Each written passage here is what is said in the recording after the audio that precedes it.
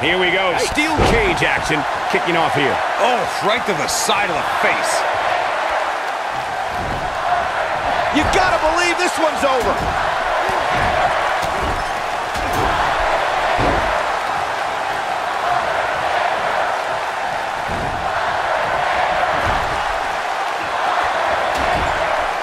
Oh, look at this, reigning.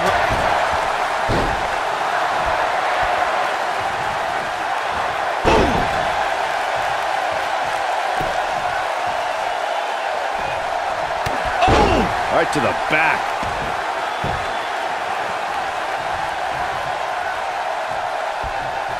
Severe damage being inflicted to the back.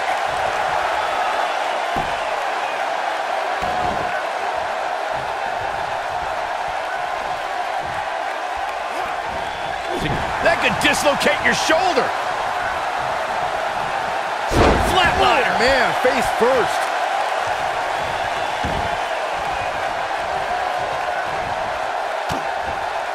Just striking at will.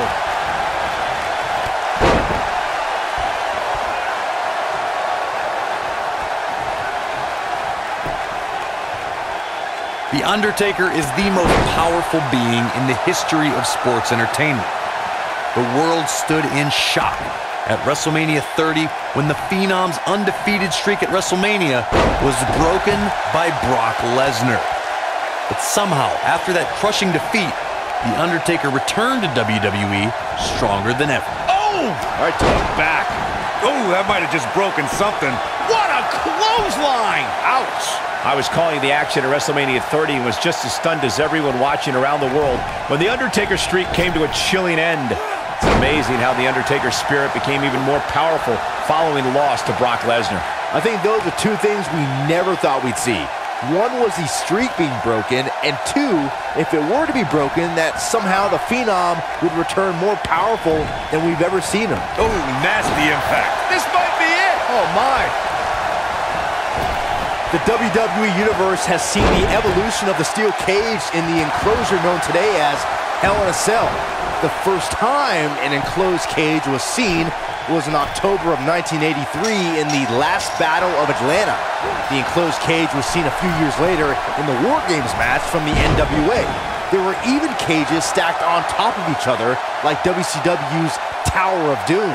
Into the neck breaker. Byron, we talk about the progression of steel cage matches and the type of structures that have been spawned from them. I need to point out that some cages have been electrified. One was made from bamboo in the form of a Punjabi prison match. And of course, the Elimination Chamber with glass pods and steel doors. And today we have the Asylum match, where weapons are on top of the cage. Just goes to show you that times may change, but the objective to destroy an opponent remains the same. There's still no better way to settle a score than to do battle with your adversary inside a steel cage. Nobody controls the pace of a match quite like this guy. What a stomp. Good grief. Nailed it. Clothesline. Oh, that'll leave a mark. Jarring impact. Harsh impact. Seth Rollins not looking so good here. Dangerous times for the architect. You have to wonder how much longer he can go on like this. Yeah, all the architect's designs seem to be going astray. Got to figure out a new plan quick.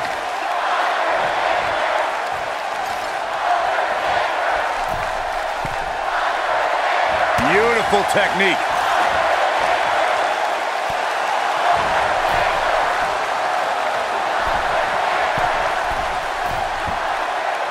Before 2017's Extreme Rules, there were just 3 previous tag team matches where championship gold was decided inside a steel cage in the history of WWE special events. The Hardy Boys were in 2 of those matches. At Extreme Rules, in order to win the match, both members of a team exit the cage and have both feet on the floor. The Hardys used their famous continuity to gain the early advantage until Cesaro and Sheamus utilized their devastating power to slow the pace of the match down. Both teams battled atop the steel cage, but in the end, Sheamus and Cesaro won the race to the arena floor to become new Raw Tag Team Champions.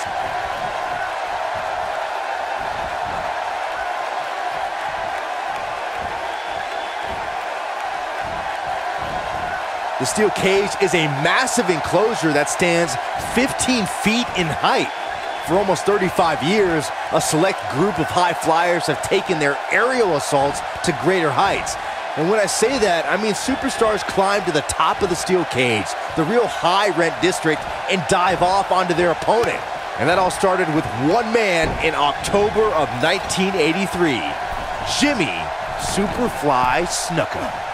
To your point earlier, Byron, we've definitely seen some unbelievable attacks be launched from the top of the steel cage.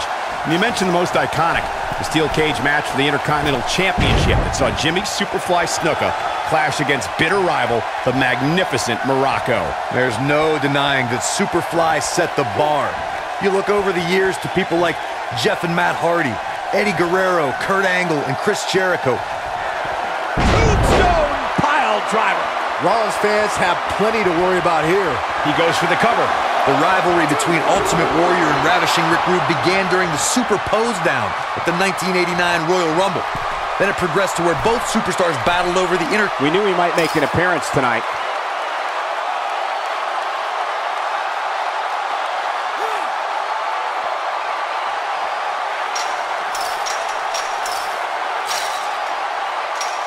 Corey, the WWE Championship match between the Ultimate Warrior and Ravishing Rick Rude was the second half of the double main event at 1990 SummerSlam. The rivalry between the Warrior and the Ravishing One was so heated that no one knew what to expect once the two men were able to battle inside. And will this be it? 2, 3. And Seth Rollins is the winner. When he introduced the enclosure, everything is possible. What a match this was.